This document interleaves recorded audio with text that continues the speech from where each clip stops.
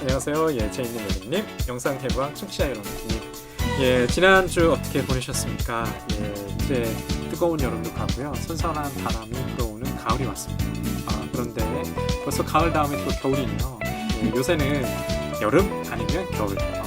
저희 사계절이 이제 분명하지 않는 것 같아요.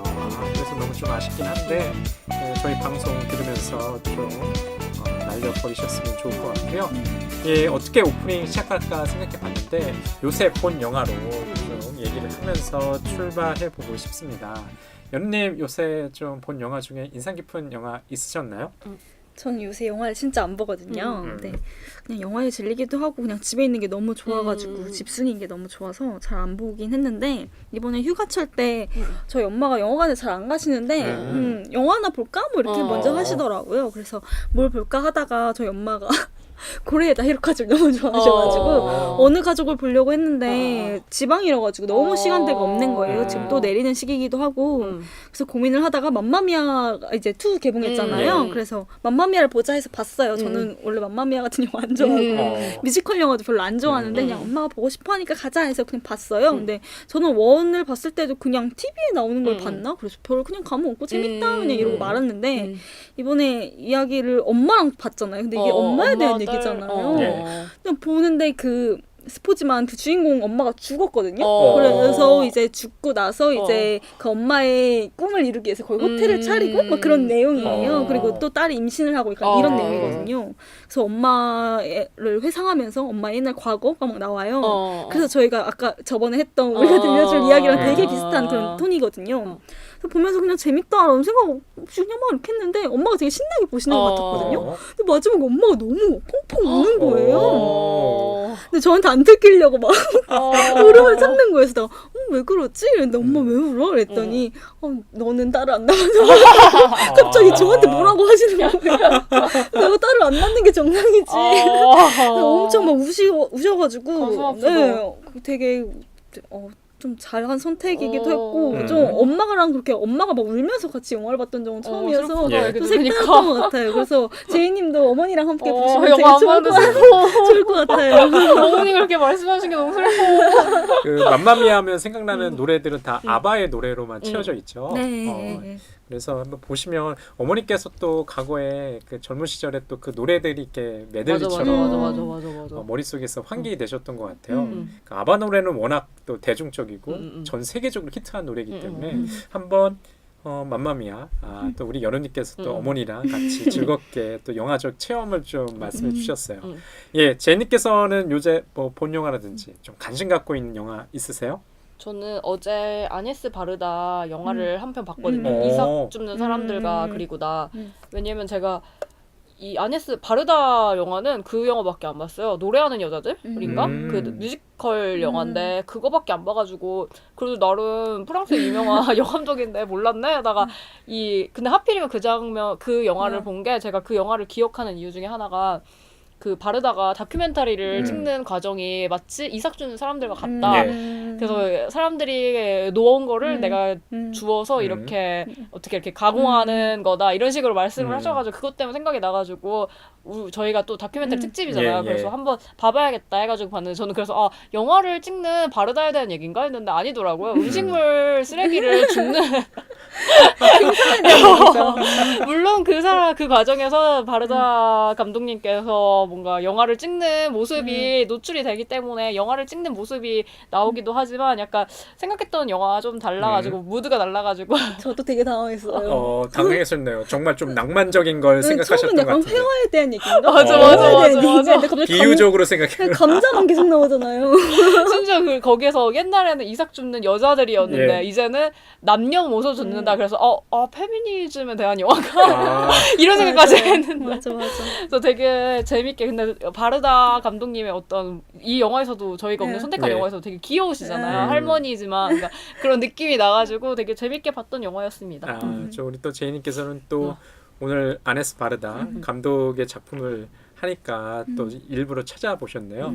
아마 영화에 좀 관심 가진 청취자 여러분들이라고 한다면 또 누벨바그의 할머니 아네스 바르다의 작품을 찾아보시는 것도 재미가 날 것 같아요. 할머니 말고 여왕이라 해주시면 안 돼요? 여왕이요. 할머니 안 돼. 할머니. 저 같은 경우는 지난주에 좀 영화를 일부러 많이 찾아본 것 같아요. 왜냐하면 저희가 방송을 좀 이 방송은 좀 시간이 흘러서 방송될 것 같긴 하지만 지난주가 그 강복절이 끼어있던 주였거든요. 그래서 그 강복절 날 영화 2편을 봤어요. 하나는 공작, 그 다음에 하나는 다큐멘터리 카운터스라는 작품이었는데 제가 추천하고 싶은 영화는 공작이 아니라 다큐멘터리 이이라 감독의 카운터스였어요. 아마 지난주에도 저희가 볼링포 콜럼바인이라는 작품을 하나 했죠. 그래서 어떤 혐오 발언 뭐 아니면 헤이트 스피치에 관해서 마지막에 얼핏 얘기를 했었는데 정말 그 제일 그 일본에서 그 혐오 방지 내지는 그 처벌법을 만든 그 카운터스라는 뭐 일종의 활동이죠. 활동을 갖다가 3년 동안 찍은 건데 굉장히 재밌게 봤어요. 왜냐하면 거의 자정에 가깝게 봤는데 그 넓은 국장에 딱 4명 보고 있더라고요. 그래서 오랜만에 정말 호젓하게 온 영화적인 이미지의 아우라를 느껴가면서 영화를 보면서 뿌듯한 마음을 가지고 새벽 1시에 나왔던 기억이 있어가지고 이 영화 좀 추천드리고 싶고요. 일본의 사례를 갖다가 보면서 우리의 사례를 좀 비교할 수 있지 않을까? 그래서 한번 청취자 여러분들이나 아니면 제이님이나 여러분께 한번 권해드리고 싶습니다. 네. 예, 저희가 지지난주부터 지난주 지금까지 다큐멘터리 특집입니다. 솔직히 좀 굉장히 궁금해요. 저희가 이 녹음을 하고 있는 도중에 이 다큐멘터리 영화 방송이 공개는 안 됐기 때문에 얼마나 청취율이 나올까 좀 반신반의하거든요. 솔직히 과거에도 저희가 영화 2편 그렇죠. 그 다이빙벨 그 다음에 플랜이라는 더 플랜이라는 이제 다큐멘터리를 다뤘었는데 호응이 없었어요. 그런데 이번에 저희가 선정한 다큐멘터리들은 굉장히 뭐 작품성도 작품성이고 재미도 굉장히 있어가지고 나름 한번 들으시면 영화와 함께 저희 방송 들으시면 굉장히 재미날 것 같거든요. 그래서 우리가 들려줄 이야기 사라폴리의 그다음에 마이클 모의 볼링포 콜럼바인 그리고 오늘 하는 아네스 바르다와 JR의 바르다가 사랑한 얼굴들 이 영화에 대한 평 정말 호평입니다. 게다가 이 영화가 작년에 개봉했죠. 아니요. 올해 개봉한 네. 거예요. 2017년이 아니라 2018년이군요. 제작은 2017년인데 저희 나라에서는 2018년에 개봉했어요. 그래서 이 평가가 뭐 곳곳에 뭐 네이버든 뭐 영화 관련 사이트 평점이 굉장히 좋습니다. 그리고 아까 제가 아네스 할머니라고 불렀는데 죄송해요. 정말 동시대 영화 감독으로서 꾸준히 작품 활동을 하고 있으시고요. 28년생이신데 여전히 현역이십니다. 저는 이거 하나만으로도 존경을 해야 될 것 같아요. 리스펙트. 예, 진짜 리스펙트, 어드마이어 해야 될 이제 감독이거든요. 이 영화 본격 들어가기 전에요. 이 영화에 대한 어떤 인상, 총평을 한번 들어보고 물론 필터링 있지만 얘기해보고 가면 좋을 것 같아요. 제니께서는 이 영화 어떠셨어요? 저는 이 영화를 극장에서 보고 이번에 다시 봤는데 극장에서 봤을 때 이 영화를 보고 나왔을 때 기분이 너무 좋았어요. 그러니까 영화 자체가 되게 뭐랄까 나한테 주는 선물 같은? 그러니까 되게 기분 좋게 가볍게 보고 약간 좀 그 둘의 우정이라고 해야 되나? 약간 그런 것도 되게 재밌게 봤었고 저는 가장 놀라웠던 거는 이 둘을 존재하게 만드는 대중들? 그러니까 사진을 JR이 그런 작업을 하는 거에 대한 아무런 거부감도 없고 그러니까 생활이 예술인 그 유럽 사람들의 유러피안 감성? 약간 그런 게 좀 부럽더라고요. 물론 우리나라에서 하면 또 어떻게 나올지는 모르겠지만 좀 약간 그 나라 특성에 좀 감탄을 많이 했던 기억이 많이 나요. 그러셨구나. 이게 벌써 2번 보셨군요. 극장에서 그리고 또 집에서 한번. 그래서 굉장히 좀 인상 깊으셨던 것 같습니다. 그러니까 예술의 생활화죠. 예술이라는 게 멀리 우리 생활과 분리되어 있는 것들이 아니라 우리 생활과 굉장히 깊숙이 들어와 있다는 걸 좀 체험하신 것 같아요. 그러시면 여름님께서는 사실 이 영화 여름님께서 추천하신 영화거든요. 추천의 병과 함께 한번 그 인상 얘기해 보면 좋을 것 같아요. 저는 이 영화가 올해 서울여성국제영화제 개막작이었어요. 아, 그렇군요. 네. 근데 원래 개막작은 꼭 보고 싶은 마음이 맞아, 있잖아요. 맞아. 역시나 진짜 여성영화제는 티켓팅이 너무 힘들어가지고 티켓팅에 또 실패해서 못 봤어요. 그런데 이렇게 실패하면 꼭 너무 보고 싶어가지고 부들부들 거리게 되잖아요. 그래서 영화 개봉하고 나서 극장에 찾아가서 봤는데 저도 제이님이랑 똑같이 선물 받은 그런 기분이었어요. 되게 아기자기하기도 하고 그 프랑스의 풍경도 너무 아름답고 둘의 우정도 되게 아름답잖아요. 그래서 저는 이 영화를 보고 너무 좋아서 JR 인스타그램 팔로우도 했거든요. 인스타그램 JR 있어요? 네, JR 하는데 팔로우해서 바르다 선생님도 있어요. 아, 그래요? 네. 역시.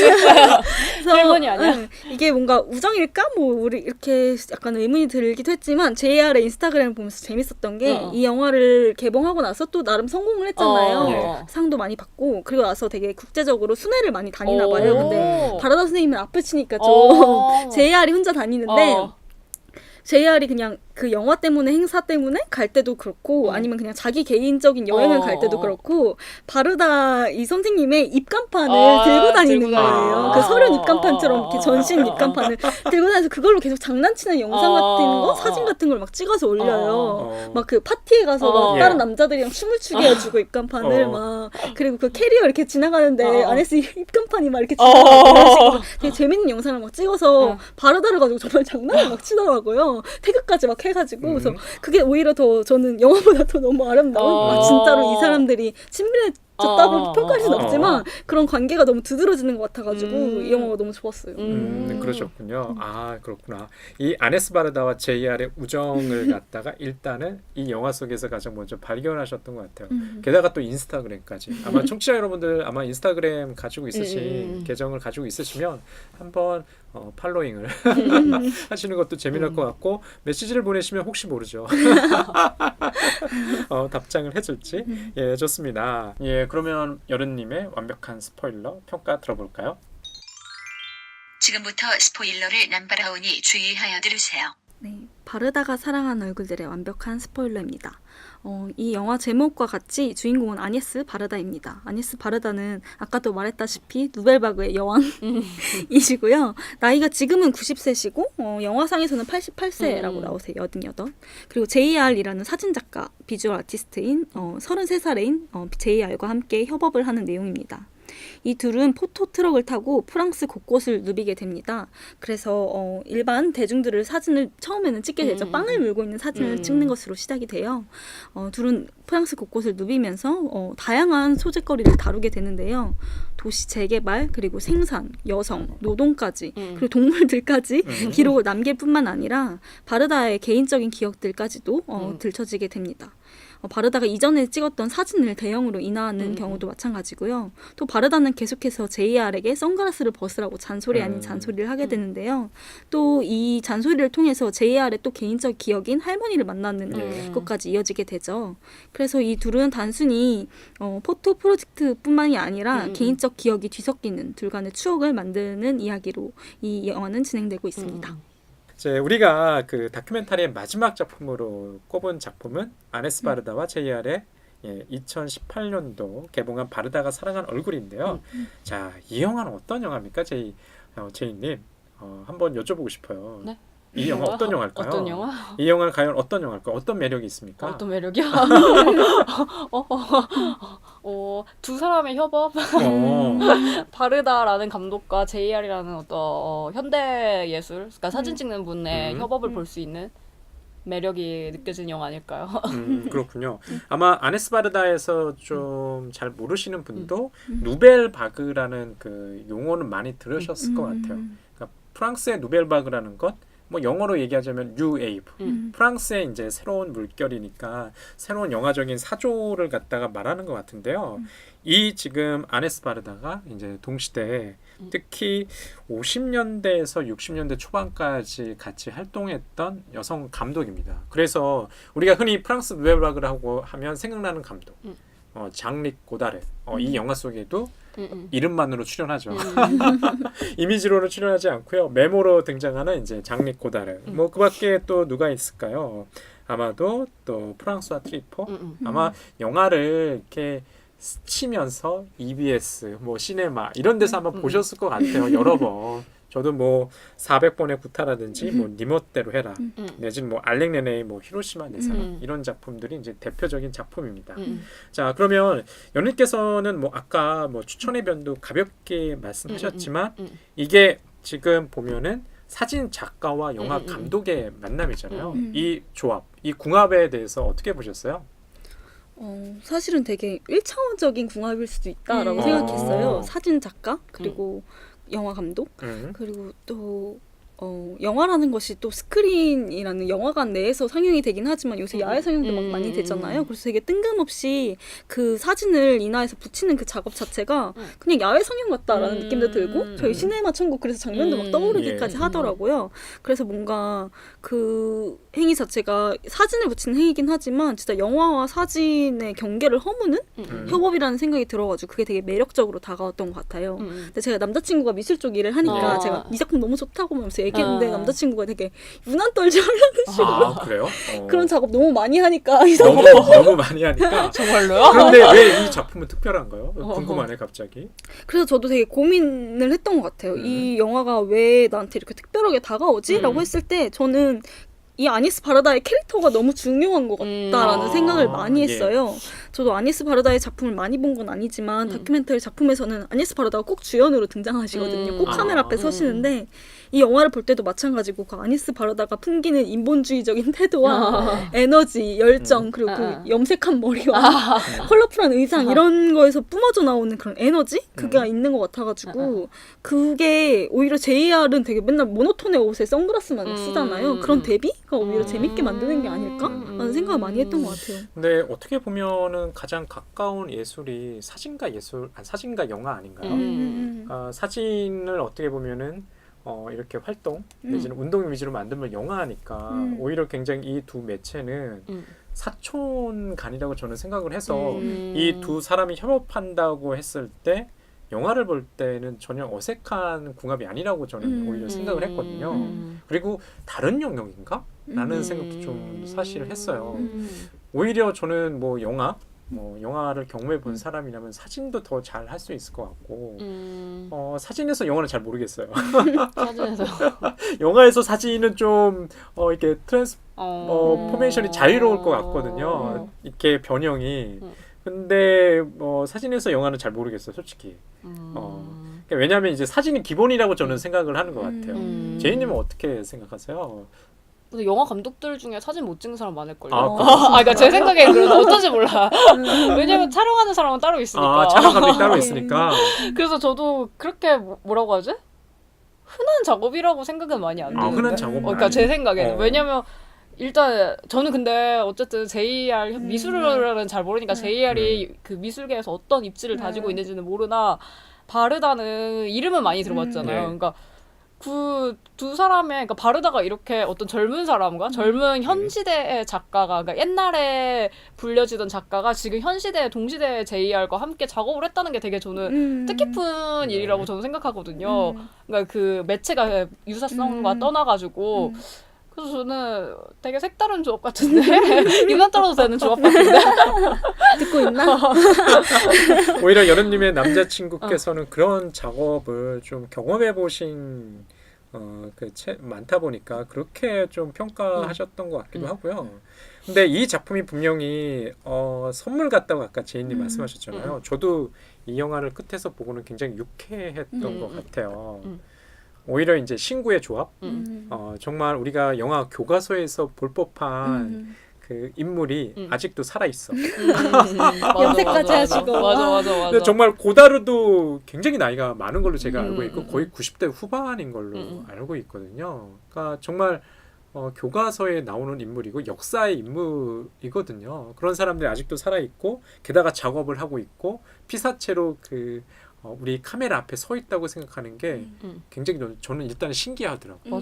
맞아요. 이번에 부산에서 그 400번의 구타 예. 트리포 영화에 많이 맞아요. 나왔던 그분 성함이 기억이 안 나는데 그분이 왔잖아요. 근데 아 왔어요? 네, 그래서 배우가 온 거예요? 네, GV도 하고 그랬거든요. 오. 근데 그거를 저는 직접 GV를 본 건 아닌데 약간 예. 그걸 보면서 약간 좀 신기했었어요. 왜냐면 그분이 물론 다른 작품도 되게 많이 하긴 했는데 되게 인상 깊은 작품이 400번의 구타잖아요. 예. 근데 되게 그때는 어린 시절이잖아요. 예. 그래서 되게 마음이 뭔가 나한테는 어린 사람이었는데 예. 실제로는 나이 많은 그 늙은 어른의 모습을 보니까 참 뭔가 이 영화라는 매체에 대해서 다시금 생각하게 되는 약간 그런 게 있어가지고 그런 비슷한 느낌인 것 같아요. 그러니까 바르다 그리고 누벨바그라는 그런 상징 같은 게 진짜 너무 클래식한 느낌이잖아요. 맞아요. 근데 예. 그런 사람이 살아서 이렇게 또다시 물론 계속 작품 활동을 하시긴 하지만 좀 어떻게 보면 누벨바그를 모르는 사람도 이 영화를 볼 수는 있잖아요. 그러니까 네. 그런 게 약간 좀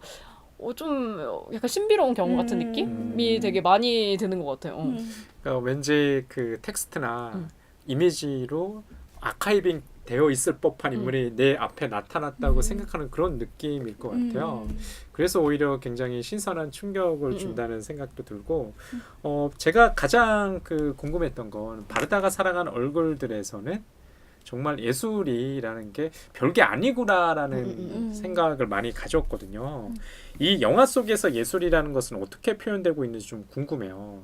정말 우리 뭐 예술가인 바르다와 JR을 떠나서 피사체로 등장하는 그 사람들의 얼굴과 장소가 그냥 전혀 어색하지 않다는 느낌이 있었거든요. 어떻게 보셨어요, 여러분께서는? 저도 그 점이 제일 좋았던 것 같아요. 이 영화에서 아까도 말씀하신 이런 낭만적인 그런 예술관이 되게 아름답다라는 생각을 많이 했는데, 근데 조금은 다른 생각이 있는 게 초반부에 바르다랑 JR이 찾아갔을 때 그 카페에 있는 일하시는 직원분을 찍어서 붙이거든요. 근데 그리고 나서 사람들이 막 많아지고 관광 명소처럼 되니까 그분이 그만두고 갔어요. 그래서 이거 붙인 게 저긴 좀 불편하다라는 약간 내색을 하는 부분이 나오거든요. 그래서 저는 뭔가 그래도 그 장면을 빼지 않고 넣었잖아요. 또 초반부에. 그래서 이 예술과 일상이 완전하게 결합되어 있는 게 아니라 결합되어 가고자 하는 그 과정 자체를 보여주는 장면이었다고 생각해가지고 그래서 이 사람들의 분위기가 너무 부럽지만 우리도 그렇게 나아갈 수 있는 과정 중에 하나가 아닐까라는 생각을 많이 했던 것 같아요. 지금 여러분께서 말씀하신 그 장면 생각이 나는데 또 그 여성분 그 여성분이 또 결혼을 하셔가지고 애들이 있어요. 아들 2명이 나오죠. 아들 2명이 나오는데 오히려 엄마 사진 보니까 어때라 그러니까 굉장히 좋아하더라고요. 그러니까 그렇게 거대하게 어머니의 얼굴을 세세하게 바라볼 수 있는 경험이 있을까요? 네, 저는 사실 어머니께서 이제 돌아가신 지가 한 5년 이렇게 넘어가시는데 그러니까 이미지로 이렇게 둥둥 떠다녀요. 그런데 아주 세밀한 그 뭐라고 해야 되나 이런 표정이라든지 이런 제스처나 이런 것들이 잘 생각이 안 나는 거예요. 그 사진도 어디 있긴 있을 텐데 정말 그 막 찾아봐야 되거든요. 그런 면에서 아까 등장했던 그 카페에 서빙을 보던 그 여성분이 사진의 피사체로 나와서 아이들은 굉장히 특별한 경험일 것 같아요. 왜냐하면 자신의 삶에서 어머니가 저렇게 하나의 예술적인 어떤 작품의 소재가 됐다는 건 큰 기쁨일 것 같거든요. 예, 어떻게 제이님께서 어떻게 보셨어요? 이 영화 속에서 지금 표현하는 예술. 저는 아까 오프닝에서 말했듯이 되게 그 출연하는 사람들이 되게 인상 깊더라고요. 그래서 그 사람들이 없었으면 어땠을까? 이 영화가 만들어졌을 수 있을까? 그리고 이들이 예술 작품이 생성될 수 있을까라는 생각이 들어서 결국에는 어쨌든 그 대중들이 있었기 때문에 뭔가 이 영화도 JR의 작품도 존재했구나라는 깨달음이 와가지고 진짜 그러니까 원래 영재는 페이시스 플레이스인데 약간 이 한국판 제목은 바르다가 사랑한 얼굴들이잖아요. 그러니까 이 제목이 너무 잘 지은 것 같은 거야. 정말 제목 그대로 사랑할 수 있는 얼굴들이 존재할 수 있기 때문에 이 영화가 만들어진 것 같고 JR과 바르다가 만날 수 있었던 것 같고 라는 생각이 드니까 결국에는 이 사람들이 만든 거긴 하지만 어쨌든 소재가 됐던 그 대상들이 존재했기 때문에 이들의 예술 작품도 존재했던 거 아닐까라는 그런 뭔가 교훈적인 예술에 대한 엄청난 아름다움 약간 이런 게 느껴지는 것 같아서 되게 되게 그런 것도 잘 보여지는 것 같아가지고 되게 좋은 예술가 두 사람이 만난 거 아닌가라는 생각을 많이 했던 것 같아요. 여기서 등장하는 그 바르다가 사랑한 얼굴들 원제는 아까 제이님께서 잘 설명하신 것처럼 뭐 장소, 뭐 얼굴이라고 얼굴 장소죠. 얼굴 장소로 번역돼야 될 것 같은데 한국어 제목을 붙인 번역자가 누구일지는 잘 모르겠는데 굉장히 이름을 낭만적으로 지은 것 같아요. 그러니까 얼굴이라는 단어에서 연상되는 게 정말 이 영화 속에서 그 사진 속의 얼굴이잖아요. 물론 얼굴만 등장하는 건 아니죠. 가령 예를 들어가지고 바르다의 발도 등장하는데요. 염소도 등장해요. 염소도 등장하나요? 그렇죠. 다양한 피사체가 등장하는데 정말 바르다가 만난 사람들의 얼굴이 가장 각인되어 있는 것 같아요. 그래서 이 영화가 보여주는 메시지를 제목에서 한국어 제목이 더 잘 보여주지 않나? 저는 개인적으로 이제 그렇게 생각하거든요. 왜냐하면 어떤 개성이 드러나는 게 제가 볼 때는 사람의 신체 중에 여러 부위가 있겠지만 얼굴이 가장 지적적이지 않을까? 이런 생각을 들었어요. 여러분께서 어떻게 생각하세요? 저도 얼굴이 제일 중요한 포인트 같다라는 생각을 많이 했어요. 물론 말씀하신 것처럼 다른 대상들도 많이 나오긴 하지만 이게 사진을 찍는 행위를 통해서 사진 속 얼굴을 통해서 새로운 얼굴을 그리고 또 새로운 가치를 선물한다라는 느낌을 많이 받았거든요. 근데 그게 전 또 흑백 사진인 게 너무 좋았던 것 같아요. JR 같은 경우에는 마지막에 그 고다르와의 만남이 불발되고 나서 맨날 선글라스를 벗으라고 잔소리하는 바르다를 위해서 선글라스를 벗어주잖아요. 그게 오히려 JR이 아무래도 까만 선글라스 썼으면 조금 더 흑백 사진에 가까운 컬러감이었다고 저는 생각을 하거든요. 맨 눈보다는. 그래서 그거를 오히려 벗겨내는 행위가 흑백 사진이랑 또 대비된다라는 생각이 많이 들더라고요. 오히려 흑백 사진임에도 불구하고 그 사진을 대형으로 인화해서 붙임으로 인해서 생동감이 생기는데 오히려 또 흑백을 걷어냄으로써 또 다른 선물을 만드는 것 같아가지고 저는 흑백 컬러랑 얼굴이랑 오히려 관련이 있지 않을까라는 생각을 많이 했던 것 같아요. 그렇죠. 이게 컬러로 찍을 수 있을 것 같은데 왜 흑백 사진을 고수할까라는 생각이 갑자기 문득 들었어요. 여러분께서 말씀하시는 거 보니까 왜 JR이 계속 선글라스를 쓰고 다니까 저 그 생각 못 해봤거든요. 그냥 겉멋인가 보다. 그냥 그래서 쓰고 다닌다라고 생각했는데 오히려 사진을 찍을 때 그게 오히려 피사체를 더 자세히 관찰할 수 있는 동력도 되지 않나라는 이런 생각도 드네요. 진짜 인스타그램 보니까 선글라스 벗은 사진이 하나도 없어요. 진짜? 그래요? 네, 저 약간 영화 컨셉이라 생각했는데 진짜 그러시더라고요. JR 스타일이 원래 그런가 봐요. 이렇게 복장이나 여기 뭐 네, 페레모라고 네, 하나요? 네, 페도라. 페도라. 이렇게 모자 하나 쓰고 굉장히 댄디하면서 선글라스 하나 입고 이게 보니까 본인이 평생 노인 돼서도 그 스타일일 것 같다는 진짜 고다르처럼 이미지가 그려져요. 예, 참 재미네요. 제니께서는 여기서 바르다가 사랑한 얼굴 중에서 생각나는 얼굴들이 있으세요? 저는 그 가장 인상 깊었던 작품 얼굴이라고 하면 그 바닷가에서 예. 그분이 사진 작가였나? 네, 기브르댕? 바르다의 친구라고 하면서 자기가 이 사진을 찍어줬는데 그때 막 상황을 생각하면서 어떻게 보면 버려진 건물은 아니고 벙커에 붙이잖아요. 그래서 그걸 보면서 되게 너무 좋아하는 거예요. 바르다가 안락해 보인다고 너무 좋은 선물을 내가 해준 것 같아서 너무 기분이 좋아 이러는데 약간 거기 그 작품이 제일 인상이 깊었던 이유 중에 하나가 그게 나중에 없어지는 걸 알면서도 이 사람들이 작업을 하잖아요. 그리고 그때를 시작으로 뭔가 뭐 처음에는 남기기 위해서 사진을 찍는데 뭐 예를 들어서 사라져가는 도시에 살았던 사람, 뭐 사는 사람 그리고 뭐 더 이상 기억할 수 없는 조상의 사진을 벽에 붙인다던가 약간 그런 식으로 뭔가 기록을 위해서 이 작품 활동을 했었던 것 같은데 나중에는 그때부터 시작해가지고 없어져도 괜찮은 작품? 그러니까 아까 말한 바닷가에서의 그 벙커 사진도 그렇고 나중에는 뭐 컨테이너 박스에서 거기서 일하시는 노동자분들의 아내분을 데려와가지고 사진 찍잖아요. 그러니까 컨테이너 박스도 언젠가는 없어지고 이사가고 어디로 가고 이러니까 사라질 것 같은데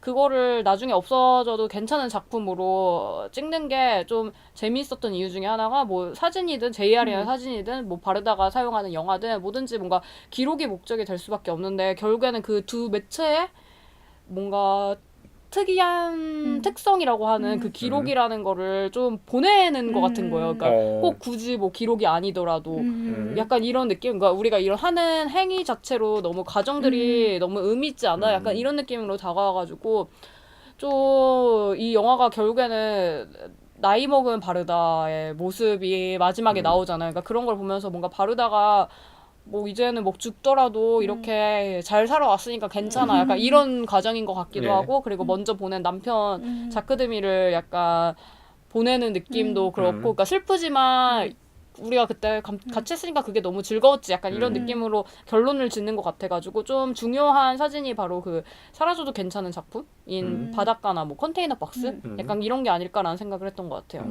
저도 이제 제이님 말씀하시는 그 장면이 기억나거든요. 근데 너무 생각 이상으로 빨리 없어진 거예요. 맞아. 다음날 바로. 대사 나오지 않나요? 뭐 바다가는 생각보다 빨랐다 뭐 이런 식으로 나왔던 것 같은데. 예, 그렇게 그 나오는 것 같아요. 그 보이스오브로 나오는 것 같은데, 그게 아까 이 생각 그 바닷가에 버려진 구조물인데 그 구조물이 2차 세계대전 당시에 그 독일군이 연합군의 상륙을 막기 위해서 만든 구조물이죠. 근데 구조물이 이제 벼랑 끝에 달려 있었는데 위험하니까 폭발로 해서 해변가에 떨어뜨려 놓은 것이었어요. 그래서 거기에 사진 작업을 갖다가 랩핑을 했는데 이게 밀물과 썰물이잖아요. 그러니까 썰물이 들어오면서 밀물이 들어오면서 이게 없어져 버린 거죠.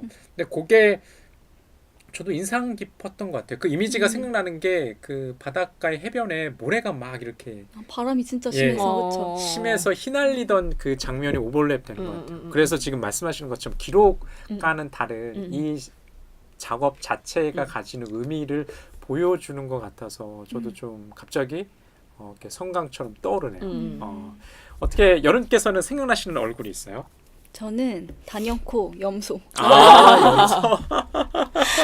그게 너무 재밌었던 것 같아요. 또 뭐 다른 장면들이랑은 다르게 대비되는 장소를 보여주는 거잖아요. 되게 공장화되어 있는 염소 농장과 예. 진짜 자연주의의 염소 농장을 또 대비시켜서 보여줘서 뭔가 극적인 효과를 불어 넣으려고 한 연출이잖아요. 그런 장면이 별로 없다라는 생각을 했거든요. 뭐 다른 픽션처럼 구성한 장면들은 있어도 뭔가 같은 사람들을 만났는데 그걸 되게 대비시키는 장면은 그거밖에 없는 것 같다라는 생각을 많이 했어요.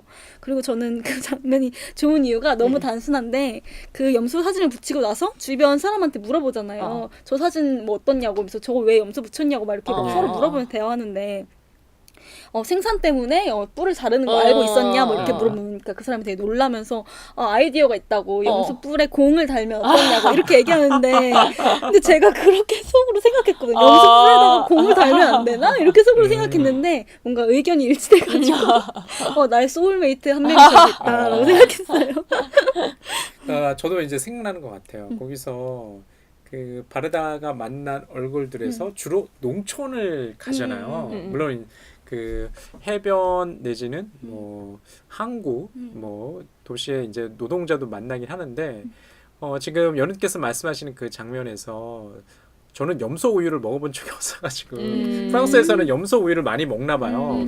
그래서 두 농가를 보여주는데 지금 말씀하시는 그 얼굴은 아네스라는 여성 농부의 얼굴이었던 것 같아요. 근데 이 사람은 염소 우유를 많이 생산해서 팔 생각을 안 하죠. 그러니까 보통은 우리가 뿔을 자르는 이유가 염소들이 이제 자라면서 서로 경쟁하면서 상처도 입을 수 있고 생산에 방해가 되니까 그걸 자른다라고 이렇게 얘기하는데 본인은 거기에 거부하는 거예요. 근데 생산이라는 단어가 저는 귀에 꽂혔거든요. 자본주의적 생산에 나는 반대한다는 것을 너무 대놓고 얘기하시더라고요. 그리고 우유 짜는 것도 기계를 통해서 짤 수가 있는데 본인이 직접 짜고 이런 것이 좀 저도 인상 깊었던 것 같아요. 오히려 이윤이나 이런 것보다는 자는 삶의 가치를 더 소중히 생각하는 그런 사람들의 모습이라서 역시 그 아네스, 아네스가 키우던 염소의 얼굴 사진이 아직도 생각이 나네요. 예, 그렇습니다. 예, 그다음에 이 작품이 그 굉장히 나이가 많이 차이 나는 두 감독의 작품이잖아요. 한 50년? JR이 아네스 바르다를 바라보는 태도나 행동은 어떻게 보셨어요, 제이님? 좀 약간 무례하다고 생각하진 않으셨나? 아니면 오히려 더 좋나? 일단 존댓말 문화가 없으니까. 어. 그리고 바르다라는 인물 자체가 꼰대 같지 않으니까. 맞아. 되게 그래서 이상적인 관계잖아요. 같이 지낼 수 있었던 거 아닐까? 노래도 같이 부르면서 다니고 되게 둘이 그러니까 저희가 여태까지 했던 다큐멘터리를 생각하면 인물들 간에 뭔가 갈등이 하나쯤은 있잖아요.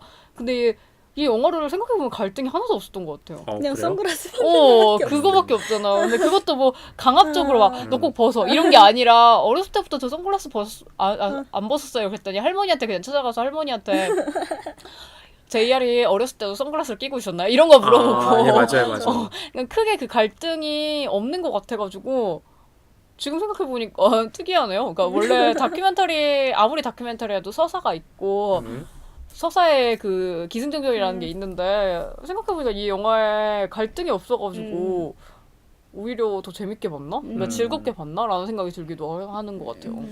좀 그런 것 같아요. 그러니까 제이님께서 말씀하시는 것처럼 바르다가 제이야를 잘 받아주는 것 같아요. 그리고 살짝 좀 기분이 나쁜 것도 있어.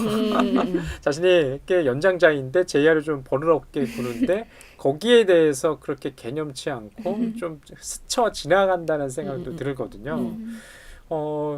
그게 연륜인가? 이런 생각도 저는 좀 들었거든요. 정말 이 영화 속에서 보시면 청취자 여러분들도 바르다가 교제했던 사람들, 친구들이 저희가 그냥 스치면서 들었던 역사적 인물이에요.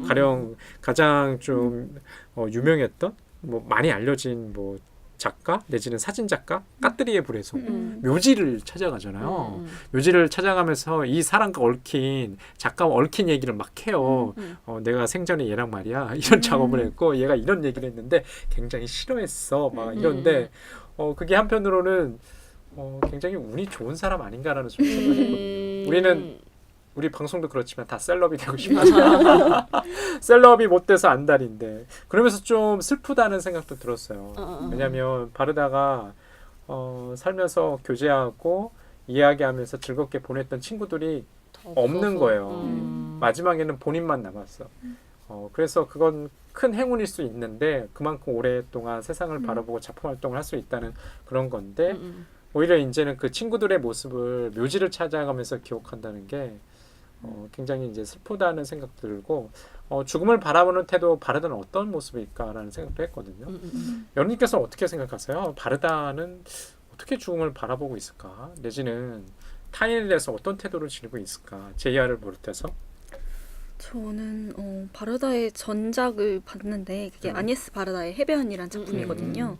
그 작품은 바르다가 그동안 찍어온 영화들이 어떻게 촬영됐는지 어떻게 연출되었는지 그 과정들을 추적해요. 처음부터 자기가 맨 처음에 찍은 영화서부터 시작해서 천천히 다 나아가거든요.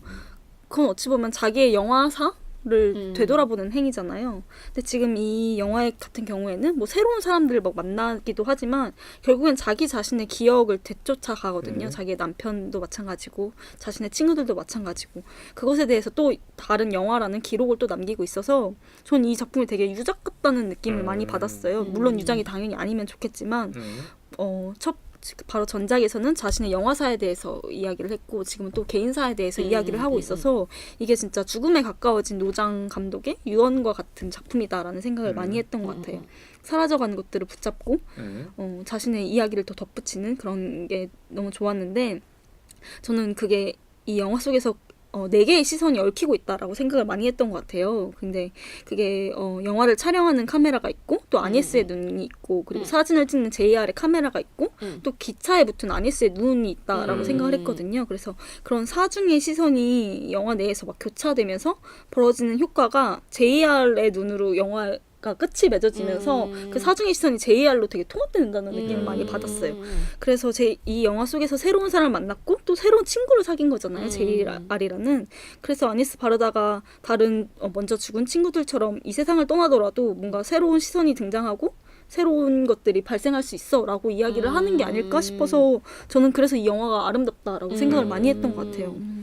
죽음에 대해서 그렇게 개념치는 않는 것 같아요. 음. 이렇게 바르다가 오히려 자기는 이 영화 속에서 제이알한테 그렇게 말하잖아요. 오히려 죽음이 기다려져 궁금하다고. 자신이 경험해보지 못한 것들이니까 사실 죽음을 경험한다는 건 말은 좀 어폐가 있는 것 같아요. 왜냐하면 반복할 수 없는데 누구의 삶에서 마지막 순간은 죽음이잖아요. 그래서 이 영화가 아름다운 이유가 뭐 우리 여름님께서 어떤 시선을 가지고 잘 말씀해 주셨는데 또 한편으로는 또 어떤 생각이 드냐면 그렇기 때문에 그 바르다가 굉장히 활력이 넘치는 것 같다는 생각했어요. 물론 JR이라는 어린 친구랑 같이 작업을 해서 굉장히 역동적이라는 생각도 들지만 바르다는 어떻게 보면 JR보다는 활동의 시간이 더 적을 거 아니에요. 그렇기 때문에 더 이 순간이 더 아름다워 보이지 않나? 라는 생각을 했습니다. 그래서 또 이제 좀 질문 드려보고 싶어요. 마지막 이야기 끝에서 우리 또 고다르를 찾아가잖아요. 이 고다르의 에피소드에 대해서 어떻게 생각나는지. 실제로 고다르랑 약속을 했을까라는 생각도 있고 아니면은 고다르가 정말 기인이라서 개팍한 노인네라 가지고 약속을 갖다가 일부러 어겼을까? 어떻게 생각하세요, 제이님께서는? 저는 이거 극장에서 처음 봤을 때 진짜 그대로 나오나 봐. 엄청 이렇게 몰입했거든요. 근데 안 나가다 씨 뭐야. 한결같으셔 막 이렇게. 그리고 죽은 자크데미 그러니까 바르다의 남편을 뭐 들먹이는 건 아닌데 아무튼 막 얘기를 언급을 하잖아요. 그래서 결국엔 바르다 할머니가 눈물을 흘리잖아요. 너무 아파. 빵도 사왔는데. 그 심지어 좋아하는 빵 사왔는데 또 빵 걸어놓고 가는데 약간 그거 보면서 이 영화의 가장 극적인 장면이 아니었을까라는 맞아, 생각을 했던 거예요. 왜냐면 저도 되게 몰입을 해가지고 대박 이러면서 봤는데 그러니까 아까 말했듯이 갈등이 크게 없다 그랬잖아요. 그 두 인물이. 대신에 가장 큰 갈등을 일으킨 사람이 고다르인 것 같다는 생각이 들어가지고 되게 이게 제목도 그렇고 원제도 그렇고 얼굴이 되게 중요한데 고다르의 얼굴이 나오지 않았다는 게 되게 재밌더라고요. 그러니까 어떻게 보면 그 남겨둠?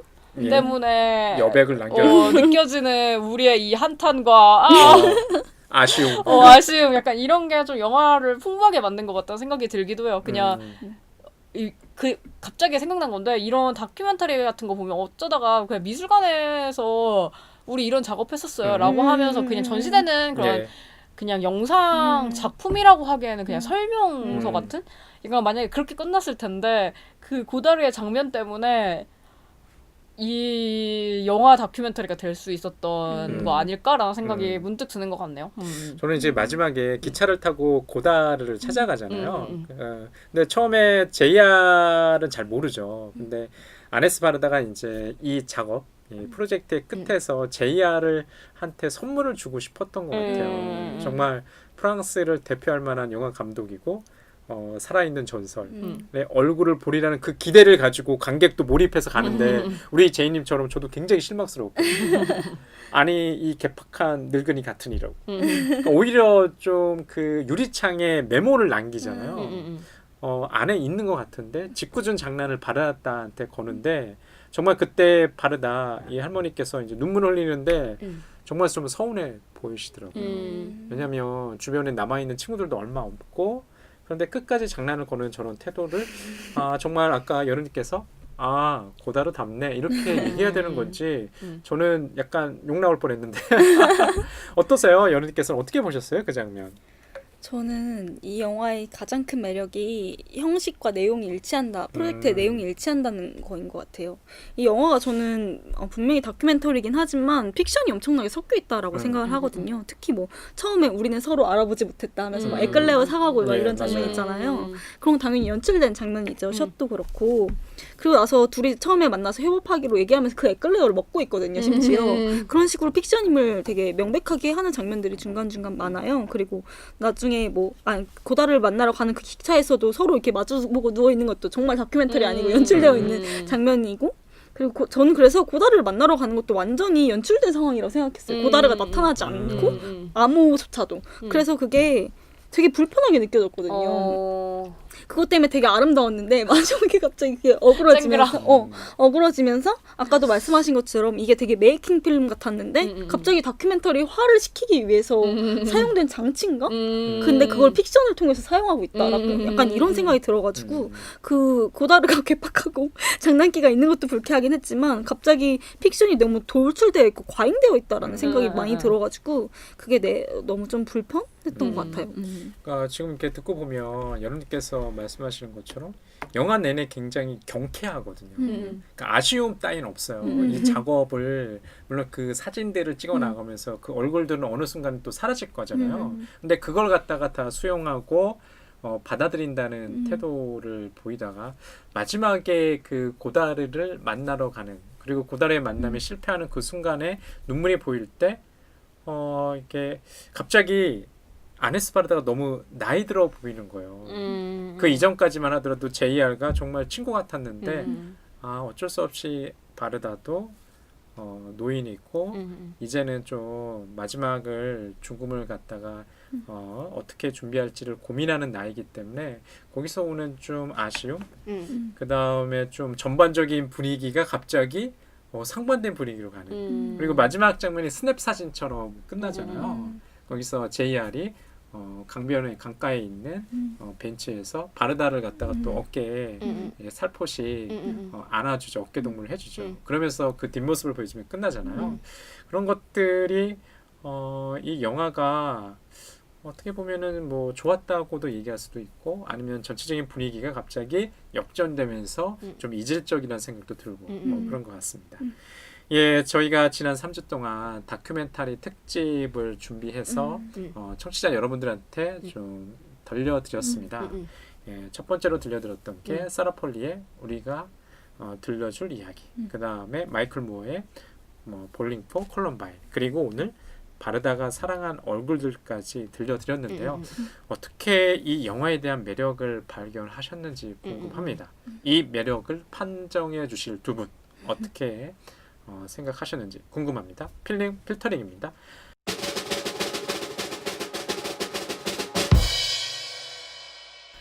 제이님 어떻게 판정 내려주실 건가요? 저는 이 영화를 보면 좋겠어요. 왜냐면 보면 약간 이 영화 속에 등장하는 인물들에 대한 궁금증이 생길 것 같아가지고 미희 씨도 JR의 인스타를 찾았잖아요. 약간 이런 식으로 저도 JR에 대한 사람을 잘 몰랐는데 그리고 뭐 영화를 좋아하시는 분들 같은 경우에는 뭐 바르다나 고다르 같은 경우는 이름은 들어봤어도 작품을 안 보는 경우도 많기 때문에 저도 바르다 작품을 많이 보지 않은 편이고 그래서 이 영화 덕분에 다른 영화도 찾아봤거든요. 그래서 그런 식으로 뭔가 이 사람들이 하고 다니는 일들을 우리가 보면서 뭔가 이 사람들을 궁금하게 만들고 또 이 사람들의 작품 세계가 궁금해지는 게 되게 효과적으로 나타나는 것 같아서 정말 이 영화에서 나오는 것처럼 내 삶 속에 있는 예술을 좀 발견하게 만드는 영화가 아닐까라는 생각이 들어서 이 영화를 많은 분들이 봤으면 좋겠습니다. 예, 우리 제니께서는 적극 추천을 해주셨네요. 예술에 대해서 좀 진지한 질문을 갖다가 좀 답변하는 영화로 좀 판정을 내려주신 것 같아요. 예, 또 우리 또 이 영화를 추천해주신 여름님은 또 어떻게 판정을 내려주셨나요? 저는 답정너로 추천입니다. 공교롭게도 저희가 다큐멘터리가 다 필름 필터링이 공통적으로 다 추천하는 걸로 결론이 난 것 같아요. 그렇네요. 저는 되게 우연치 않게 오늘 전철 타고 오면서 책을 보는데 예전에 저희 강의 들을 때 했던 아간벤 책을 다시 읽기 시작했는데 장치란 무엇인가 그걸 다 읽고 그냥 심심해서 앞에 다시 봐야지 하면서 그냥 머릿말 이런 걸 봤는데 거기에 에세이에 대한 얘기가 나오더라고요. 근데 저는 이 영화가 되게 에세이 필름 같다라는 생각을 많이 해가지고 그게 좀 많이 떠올랐어요. 근데 아간벤이 말하기로 에세이는 무엇에 관하여라는 전치사랑 함께하는 게 에세이 형식이고 전치사는 앞에 놓임이라는 인간 근본의 경험이다라고 이야기를 하더라고요. 그러면서 에세이는 정해진 주제나 대상으로 규정되는 것이 아니라 세상의 놀라움과 마주하는 인간의 존재 방식과 관련되어 있다. 그러므로 사후 독해가 필요하다라는 생각을 많이 하면서 본인의 마주섬이 제일 중요하다라고 주장을 하더라고요. 아니스 바르다가 지금 삶에 대해서 예술에 대해서 그런 태도를 보이고 있다라는 생각이 완벽하게 들었고 그리고 또 이런 작품 예술 작품을 만들었잖아요. 그것을 저희가 보는 건 또 저희가 그것에 대한 사후 독해를 하고 또 마주섬을 한다는 생각이 많이 들더라고요. 그래서 이 영화 속에서도 다른 회화도 나오고 사진도 나오면서 예술에 대해서 가능성을 논하고 있지만 저희도 이 영화를 통해서 다른 가능성을 발견할 수 있으려면 이 작품 앞에서 저희가 마주서야 되지 않을까라는 생각이 들어서 이 영화 추천드리고 싶습니다. 예, 우리 제이님, 그 다음에 또 여름님 둘 다 바르다가 사랑한 얼굴들 추천해 주셨습니다. 우리 청취자 여러분들도요, 바르다가 사랑한 얼굴들 보시면서 좀 이 바르다와 JR의 또 궁합 또 한번 좀 보셨으면 좋을 것 같고요. 앞으로도 좋은 영화, 그 다음에 좋은 뮤직비디오 가지고 찾아뵈려고 합니다. 저희가 계속 그 시청자, 청취자 여러분들의 피드백을 받고 있죠. 뭐 트위터, 인스타그램 또는 팟빵 파티, 아이튠즈에서도 여러분들의 소중한 의견 남겨주시면요, 저희가 지난주 영화처럼 반영을 해서 영화에 대한 어떤 필링 필터링 시간을 마련해 달라고 합니다. 그리고 또 중요한 것 하나, 열심히 저희 팟캐스트 구독 내지는 좋아요를 눌러주시면 고맙겠습니다. 다음 주에 뵙겠습니다.